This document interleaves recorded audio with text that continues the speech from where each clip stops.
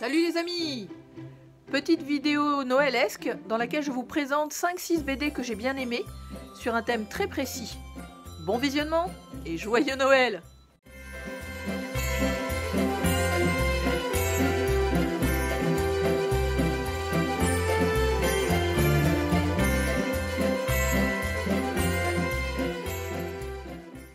Cette vidéo-ci va être consacrée à la bande dessinée d'horreur.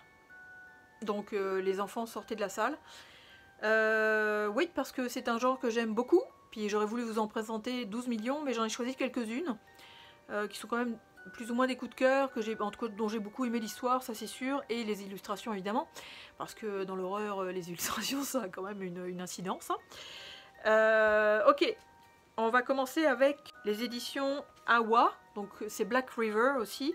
C'est scénarisé et dessiné par, alors il y a 2 tomes à date, c'est John Lees et Talibor Talajic. Alors sur le volume 2 il y a Lee Lothridge aussi. Ça s'appelle Hôtel, donc oups, on va les présenter en bon sens. Ça c'est le premier tome, ça c'est le deuxième, oups. Ça c'est le deuxième tome, on va y arriver. Donc effectivement ce sont des mini-histoires qui se passent dans cet hôtel. Hôtel, comme vous pouvez voir, il y a 2 ailes. Qui sont extrêmement horrifiques en fait. Il y a de tout. Il y a des monstres, il y a des gens qui s'entretuent. En général, dans chaque histoire, on arrive à faire des liens les uns avec les autres. Des fois, il y a des recoupements effectivement entre la personne de la chambre 2 qui à un moment donné va croiser la chambre 5, admettons, sachant que eux, chacun, en fait, ont chacun leur histoire. Si je me souviens bien, en fait, le tome 2 termine quand même la saga, disons, avec un gros truc de fin évidemment, avec plein de sang et plein de trucs et plein de bidules, plein de tripes. Mais non, j'ai trouvé que c'est vraiment le fun, c'est super bien présenté, c'est un comics. Donc moi qui ne suis pas encore habituée, mais il faut que j'arrête de dire ça parce que je commence à l'être de plus en plus. C'est ça, c'est vraiment un dessin comics. C'est un format comics aussi parce que c'est quand même assez petit. Puis c'est ça, vous voyez, on peut voir effectivement les trucs un petit peu horrifiques. Il y a quand même du déchirement de tripes, il y a quand même... ouais, c'est ça, je peux vous en montrer un petit bout là, hop, on le fait rapide. Mais c'est ça, donc comme je vous dis, on peut croiser des personnages dans les histoires différentes. Donc il y a des histoires il y a des histoires un petit peu plus classiques, je dirais. Mais en majorité, effectivement, elles sont quand même assez horrifiques. Je peux vous montrer effectivement l'arrière du truc, comme ceci par exemple. Comme ça. Puis celui-là, ouais, celui-là aussi, comme ça. Ça vous donne une petite idée effectivement de ce que ça représente. Et ça se lit super bien, c'est assez horrifique. Donc ça tombe bien pour aller dans le thème. Puis non, c'est bien traité, c'est quand même assez logique. Ça fait un petit peu film de série B, mais un petit peu plus une coche au-dessus, disons. Donc vraiment chouette, enfin moi en tout cas j'ai bien aimé.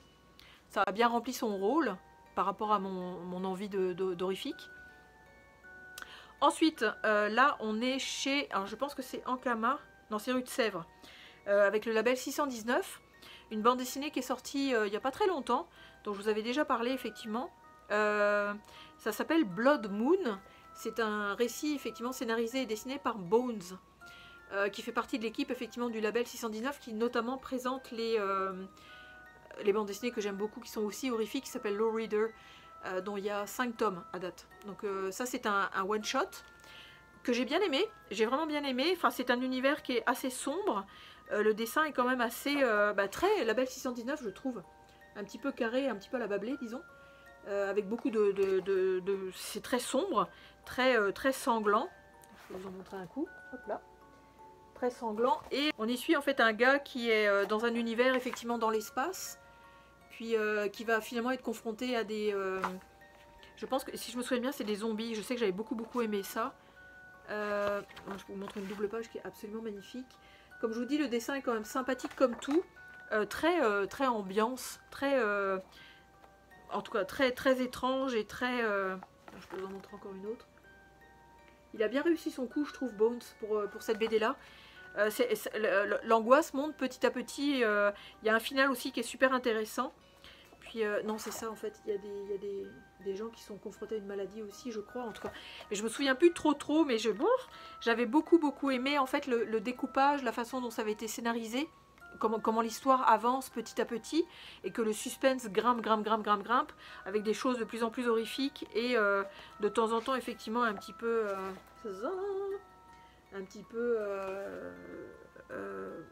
très étrange et très malaisante, disons.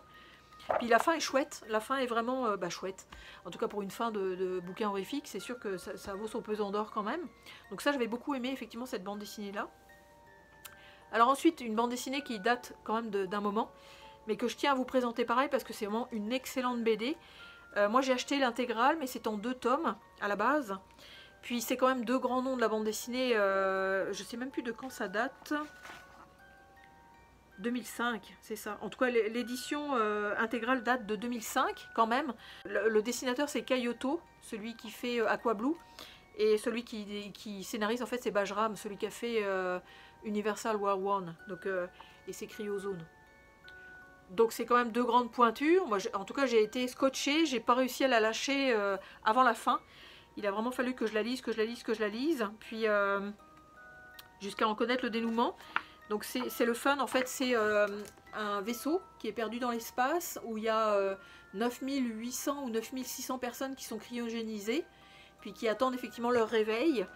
Mais il y a quelques personnes qui sont réveillées avant, et il y en a d'autres effectivement qui doivent obtenir de l'aide de ceux qui sont encore endormis. Puis ils vont les réveiller, mais ils vont les réveiller pas de la bonne façon en fait. Donc quand ils vont se réveiller, ça va être des zombies. Tadam! Donc comme vous pouvez voir, le dessin est quand même assez coloré quand même. C'est bourré d'action, c'est vraiment c'est comme un film, ça n'arrête pas, ça n'arrête pas, ça n'arrête pas. C'est vraiment génial. On s'attache aux personnages, le scénario est bien ficelé, vraiment. C'est quand même assez classique, effectivement, un vaisseau perdu dans l'espace, puis tout d'un coup on réveille des gens, puis les gens vont bouffer les gens. Bref, c'est quand même assez classique, mais c'est bourré d'action. Ils se sont vraiment amusés là-dedans, je pense. Puis dans l'intégrale, en fait, ce qui est le fun, moi j'adore toujours ces choses-là, c'est qu'il y a en fait ce qu'on appelle le making-of. Donc ça, je vous spoilerai pas la fin. Donc le making-of, qui effectivement font c'est quoi le scénario, c'est quoi le choix des personnages, comme ceci, les vaisseaux aussi. Donc c'est tout un travail effectivement dont on se rend compte que c'est quand même quelque chose. Les différentes pochettes qui avaient été étudiées à l'époque. Donc une super bonne BD vraiment. Enfin si vous ne l'avez pas encore lu, allez-y. Parce que c'est en tout cas vous proposez-la si vous l'avez déjà lu. Achetez-la et offrez-la parce que en plus l'intégrale c'est moins cher là, que les 2 tomes réunis.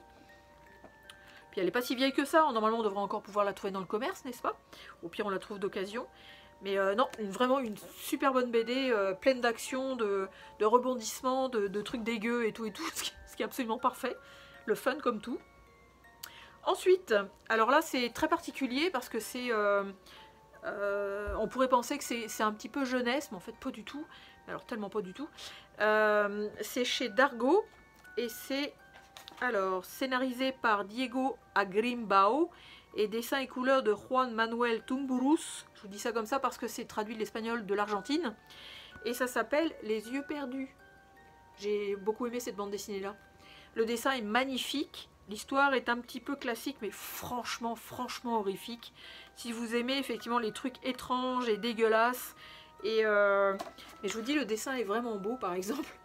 Donc ça va un peu en opposé de ce que l'horreur pourrait être présentée. Et en fait, on suit 2 enfants, 3 plutôt, parce qu'il y en a un qui attend effectivement dans la grande maison, mais 2 enfants qui rabattent en fait des soldats qui sont perdus dans la forêt. Ils les rabattent en fait vers la grande maison que ces 3 enfants-là habitent. Et on se rend compte assez rapidement que pour subsister, ils sont obligés de le bouffer. Donc vous voyez un peu le truc, c'est ça. Puis c'est horrifique, c'est dégueulasse, c'est malaisant, c'est weird. Mais je vous dis encore une fois, les dessins sont très doux, très jolis en fait, vraiment. Je peux vous en montrer encore. C'est super doux, c'est très bien illustré vraiment. Mais c'est très, on se sent mal à l'aise, c'est assez dégueulasse. J'essaie de vous en trouver un. Parce qu'à un moment donné, effectivement, il recueille les yeux et les yeux vont dans des poupées qui ont tendance à s'animer en fait. Je ne sais pas si je pourrais vous en montrer une, comme ceci. Donc c'est... mais c'est excellent. C'est excellent, c'est plein de... C'est plein de... J'allais dire de rêves, c'est pas tout à fait ça, mais c'est plein d'oniriques quand même, parce qu'on s'imagine que les enfants sont... comment je dirais, sont réels sans l'être vraiment finalement. Puis en fait, s'ils sont tous les trois dans cette maison-là, ils sont orphelins, mais les adultes ont déserté la place. Donc c'est ça, donc ça donne ça. Mais j'ai vraiment adoré. Puis la couverture, elle est vraiment... oh là là, ouais, elle est assez creepy. Voilà, voilà. Donc ça, dans le côté horrifique, encore une fois, ça vaut son pesant d'or. C'est quand même assez, assez gratiné. C'est un scénario qui paye pas de mine, mais quand même, enfin, il y a pas mal d'imagination là-dedans. Puis la façon dont c'est illustré, c'est quand même assez... c'est bien foutu, je dirais. Ensuite, chez Dupuis, c'est sa collection Air Libre. Je vous l'avais présenté aussi, cette BD-là, il n'y a pas très longtemps, mais je l'ai trouvée assez géniale. Celle-ci aussi, je pense qu'elle date d'un moment.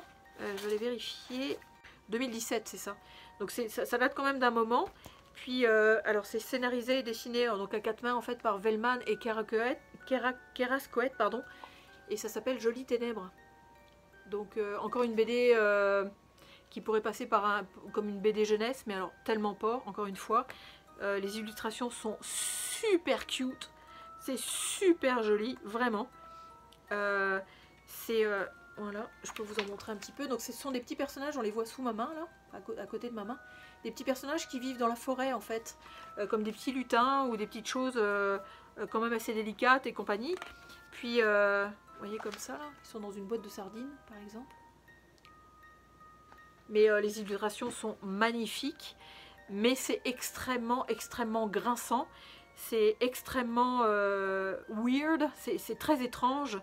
Parce que, en fait, on va suivre une petite fille, donc on va suivre cette petite fille-là, donc comme ceci, qui est comme une petite princesse, qui va essayer effectivement de maintenir ses compagnons en vie. C'est ça, parce qu'en fait, il faut qu'elle trouve de la bouffe. Il faut qu'elle trouve de la bouffe, et on se rend compte assez rapidement, en fait, que ils vivent au départ, que je peux vous montrer effectivement le côté angoissant qui embarque. Mais on se rend compte qu'ils vivent non seulement dans la forêt, mais ils vivent aussi en fait dans le cadavre d'une petite fille. Je ne vous montrerai pas l'illustration parce qu'elle vaut vraiment le coup d'être découverte par vous-même. Mais c'est assez particulier. Puis on va suivre effectivement toutes les aventures de ces petits personnages-là, qui peuvent être en forme de lutin ou en forme de poupée, qui sont de différentes tailles, qui sont toujours très petits. Puis cette petite fille effectivement qui essaye de prendre tous ses comparses en fait... par la main, puis d'essayer de leur trouver à manger. Et comme je vous dis, horrifique, je peux vous montrer juste ça là, c'est assez dégueulasse. C'est assez dégueulasse. Puis on a l'impression effectivement de partir dans une petite comptine cute, machin, un truc joli comme tout. Puis finalement à un moment donné, en fait, ça bifurque dans l'horreur et dans l'absurde et dans le truc bizarre et dans... Alors, le gars, c'est ça en fait le truc. Puis il y a plein de thèmes qui sont abordés comme la solidarité, le travail d'équipe, la solitude, l'autonomie, la violence, la jalousie. Il y a plein de choses en fait dans cette bande dessinée qui c'est extraordinaire. Enfin moi ça fait partie d'un de mes coups de cœur effectivement. Probablement vous allez peut-être le revoir aussi dans mes coups de cœur 2024 parce que je l'ai adoré. J'ai vraiment trouvé cette bande dessinée extrêmement géniale. Puis en plus le travail éditorial est sympa comme tout parce que on peut voir il y a comme ça s'ouvre comme ceci, une jaquette en fait avec toute une scénette intérieure, donc vraiment chouette. Non, une super belle BD, dans le genre horrifique évidemment. Et la dernière bande dessinée que je vais vous présenter, je vous en ai comme présenté 5 à la base, mais j'ai un petit bonus, parce que cette bande dessinée là je la trouve géniale, puis qu'elle peut être très sympathique à offrir, disons. C'est chez Comics Initiative, et c'est scénarisé et dessiné par Ryan Oatley. Les couleurs sont de Ivan Plascencia et ça s'appelle Grizzly Shark. En fait, ça s'appelle comme ça parce que le requin en fait se balade en forêt. Je pense que c'est parti d'un délire à un moment donné entre des auteurs de bande dessinée, de se dire moi je vais faire un requin dans la forêt, puis normalement il devrait y avoir un autre épisode qui devrait être un ours dans l'eau. Donc c'est comme... C'est complètement cinglé. Comme je vous dis, c'est n'importe quoi. C'est beau de tripes, de sang, de machin et d'invraisemblance. Mais c'est super drôle. C'est super drôle. Juste ça, là, tiens. C'est excellent, c'est n'importe quoi, c'est du délire absolu, c'est vraiment marrant, enfin je veux dire c'est c'est bourré de... C'est bourré comme je vous dis, de sang, de tripes, de machin, de bazar, puis en même temps ça a du sens, bizarrement ça a du sens, parce qu'il y a quand même une histoire, il y a quand même quelque chose qui se passe, puis... il y a quand même des gens qui essayent de réagir par rapport à tout ça. Mais cette espèce de requin en fait qui jaillit de la forêt pour venir bouffer les uns et les autres, les randonneurs et autres pique-niqueurs, c'est génial. C'est vraiment génial. C'est excellent. C'est excellent. Je vous la recommande effectivement comme cadeau, histoire de faire sourire, puis que ça vous fait connaître un genre nouveau, effectivement. Encore une fois, série B, mais complètement à côté en fait. C'est vraiment jouissif. Sérieusement, c'est génial, dit Robert Kingman, en tout cas celui qui a fait Walking Dead, mais c'est ça. Donc c'est encore mon petit bonus que je vous recommande effectivement pour Noël. Donc voilà pour les bandes dessinées horrifiques. C'est sûr qu'encore une fois, j'en aurais eu plein à vous proposer, mais c'est ça, une petite sélection que j'aime bien. Il n'y a pas forcément de coup de cœur, mais je trouve que c'est des bandes dessinées qui valent vraiment, vraiment le coup à être offertes, ou à relire, ou à lire. Donc n'hésitez pas. Puis c'est ça, donc je vais clore effectivement cette vidéo-là, puis je vais vous dire bonne lecture horrifique, et à très bientôt. Salut!